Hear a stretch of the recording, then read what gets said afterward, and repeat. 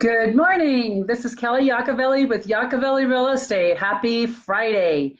So excited. The sun's going to be shining today, and there is no rain for at least the next couple of days. So looking forward to that. Hope you're having a great week so far and have some amazing plans for the weekend. I just wanted to touch base. I wanted to go over a few things and just talk to you about 'tis the season to sell, right? Where we're seeing more and more homes coming on the market, which is a really good thing because we have a lot of buyers looking for homes and in state and out of state. So I just thought maybe we'd go over some tips of how to sell your home.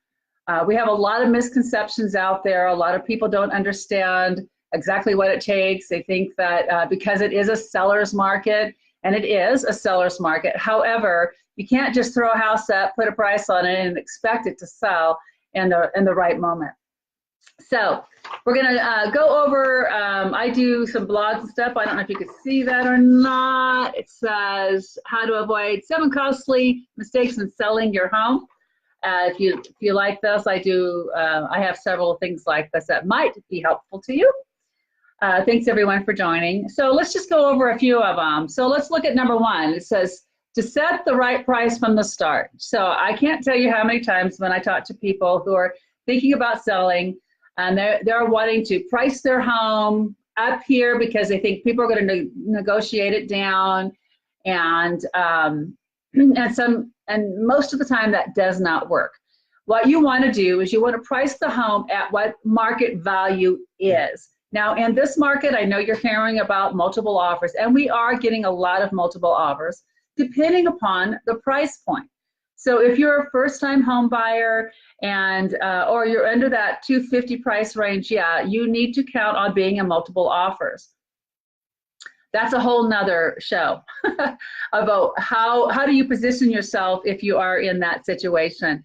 And I'll be talking about that down the road. But as a seller, you want to make sure that the agent you hire knows the area, knows the comps, knows what's going on in this industry. It's kind of a crazy industry. We'll see some things just fly off the shelf, and the house down the street will sit for 30 days. And in this market, sellers think if their house doesn't have an offer in a week, there's a problem. Well, you need to know what's going on in that neighborhood. What is going on in days on market and all of that. So that's the number one thing that you need to do is you need to make sure that your agent knows the market and prices it right. Now, sellers, I'm going to talk to you because I know you're going to want to get the most out of your money. Out of your home, most money out of your home. And of course, that's what we want too. But you need to listen to the agent and look at the numbers and let them guide you along that way to position your house in the best possible way. And so number 2, use an innovative marketing plan to reach more buyers. So it's not enough most of the time to put the home on the MLS and put a sign in the yard and do the open house. Especially if you are in your highest price brackets. We need to market, and we need to have a strategy for that marketing. Where's our target marketing? We're not going to just throw it up there, throw a dart and say, let's market in this area, let's market to this people. We need to have specific marketing strategies. And I'm getting comments over here. Hi, Rudy. and so what is that strategies? Well, if you are in the higher price points, guess who we're marketing to? Out-of-staters, right? Well, we need to have a way to reach them. We need to not just throw it up there and hope that they see it. We have to have a strategy of how we do that. And then, of course, open houses are good. Now, I will tell you, only 5% of the buyers come from open houses. So don't get discouraged if your agent is throwing an open house and you don't get an offer right away, okay? And it's a numbers game. But what it does do is it does give you a little bit more marketing online, a little bit more attention when you do have an open house. So that's a really good thing, especially if you have a good agent who's not just doing an open house. They're doing what we call power open houses. They're putting a lot of effort and time into them to make them good. And so that's another way to do your marketing. Number 3, stage your home. Now, so many people have a hard time with this because they're thinking, I love the house the way it is. I've lived here. It's been fine for me. However, what you need to do is you need to disconnect from that home you've lived in for years.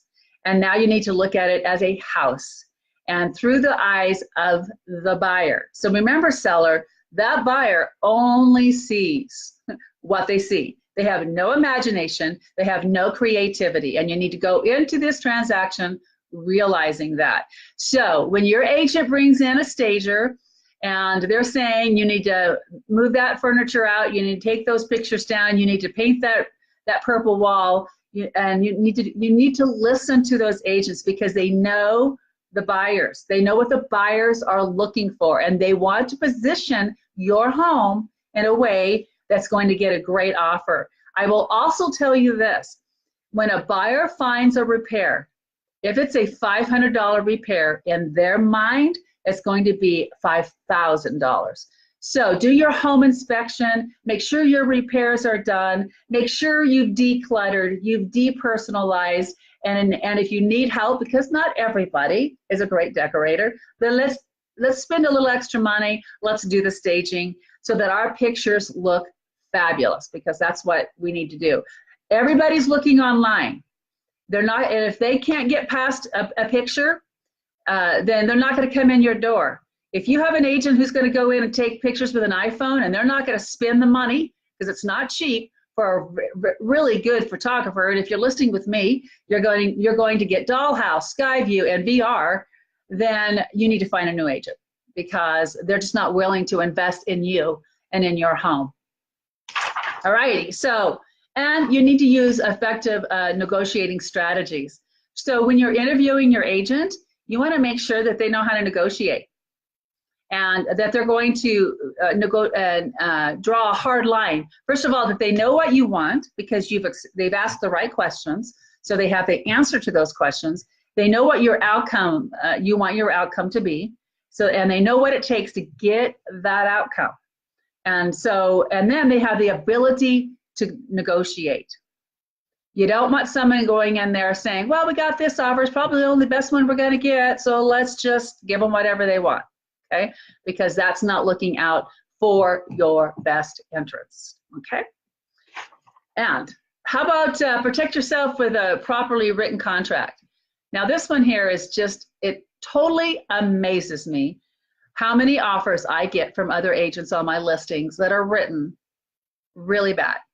Now, I can't always, I'm not placing blame. Sometimes it's just they don't have the experience, they haven't had the training, which is really unfortunate.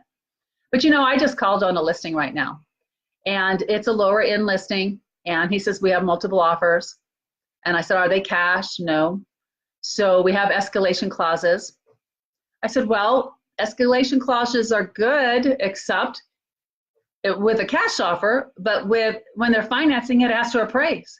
And the agent went, oh, yeah, didn't think about that. Interview your agents. You want to make sure they can negotiate for you, and they draw a hard line, and they go to bat for you. They don't allow you to lose on your transaction, and you get the bottom line that you want.